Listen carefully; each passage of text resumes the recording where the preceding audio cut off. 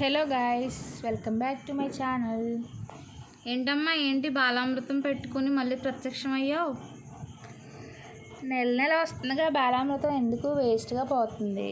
మన బుడ్డోడికి ఇస్తున్నారు కదా, సర్లే ఎందుకు వేస్ట్ చేయడం, కేక్ చేద్దామని చెప్పేసి వచ్చాను. కేకా? ఇంతకుముందు చేసావుగా అదేనా? అదే చేసే త్వరగా మరి ప్రాసెస్ ఏంటో చెప్పే. మరి దీనికి ఖచ్చితంగా కొలతలు తీసుకోవాలన్నమాట, లేకపోతే కేక్ మంచిగా రాదు.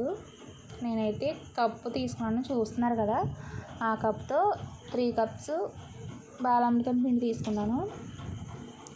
అదే కప్తో 1/2 కప్కి పైనే షుగర్ అండ్ 2 ఇలాచీస్ వేసుకుని మెత్తగా గ్రైండ్ చేసుకోవాలన్నమాట. షుగర్ ఆల్రెడీ అందులో ఉంటుంది కదా. అవును, కానీ కేక్కి స్వీట్నెస్ సరిపోదు కదా.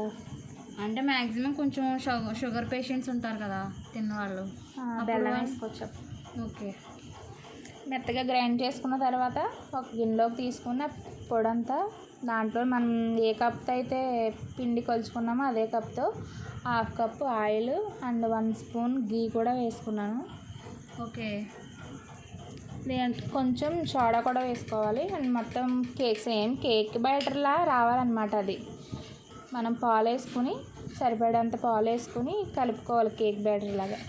ఇంతకుముందు రోజుల్లో కాదుగా, ఇప్పుడు ఎవరు బయట షాపుల్లో కొంటున్నారు కేక్స్ అంటే? అందరూ మ్యాక్సిమం హోమ్ మేడ్ ప్రిపరేషనే చేస్తున్నారు. సేమ్ అదే కేక్ బ్యాటర్లా చేసుకోండి, అదే స్టెప్స్ అదే ఫాలో అవ్వండి. కాకపోతే ఇది బాలామృతం చేస్తున్నాం కాబట్టి కొంచెం చూసి చేసుకోండి.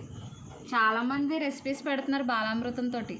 ఈ కేక్ అయితే మేము చూడలేదు, మరి ఎవరు పెట్టడం, చాలా బాగుంది కూడా టేస్ట్. మేము 2 టైమ్స్ తినే మీ మీద ఎక్స్పెరిమెంట్ చేస్తున్నాం, నమ్మకంతో చెప్తున్నాం, చేసుకోండి. ఇందులోకి పెరుగు యాడ్ చేసుకుంటే ఇంకా బాగుంటుంది టేస్ట్, బట్ మన దగ్గర పెరుగు అవైలబుల్గా లేదు కదా, సో పాలు అండ్ ఆయిల్ గీతోటే సరిపెట్టేసాం. పెరుగు ఉంటే ఖచ్చితంగా వేసుకోండి. ఫ్రెష్ పెరుగు ఉంటే వేసుకోండి. మా దగ్గర కొంచెం పులుపు వచ్చిందని మేము వేయలేదు అంతే. కానీ పెరుగు వేసుకోవడం వల్ల ఏంటంటే కేక్ విడిపోకుండా ఉంటుంది అనమాట, పీస్ లాగా. కేక్ బ్యాటర్ రెడీ అయిపోయిన తర్వాత మనం స్టీల్ గిన్నె తీసుకుని దాంట్లో కొంచెం గీ వేసుకుని మంచిగా గిన్నె మొత్తం గీ అప్లై చేసుకుని పైన మైదా ఆర్ గోధుమ ఏదైనా పర్లేదు, మా దగ్గర మైదా అవైలబుల్గా ఉంది, సో మైదా వేసి పైన మొత్తం కోటింగ్ చేసుకోవాలన్నమాట. జస్ట్ కేక్ అంటుకోకుండా ఉండడం కోసం చెప్తున్నాను కదా. కేక్ చేసే వాళ్ళకి చాలామందికి ఐడియా ఉంటుంది, కేక్ మౌల్స్ ఉంటాయి. లేదు మనం సింపుల్గా చేసుకోవాలనుకుంటే ఇలా స్టీల్ గిన్నెలో కూడా పెట్టుకొని చేసేసుకోవచ్చు. మొత్తం కోటింగ్ అయిపోయిన తర్వాత దాంట్లోకి కేక్ బ్యాటర్ని వేసుకుని 2-3 టైమ్స్ ట్యాప్ చేసుకోండి. కింద బబుల్స్ ఏమైనా ఉంటే పోతాయి అన్నమాట. ఓకే. ఎంత టైం పడుతుంది ఇది బేక్ అవ్వడానికి? ఒక 35 to 40 minutes పడుతుంది. మధ్యలో చూసుకుంటూ ఉండాలి.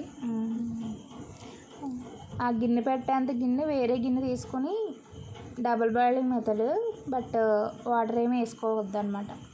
ముందుగా గిన్నెని ప్రీహీట్ చేసుకుని దాంట్లో ఒక 10 minutes సరిపోతుందా?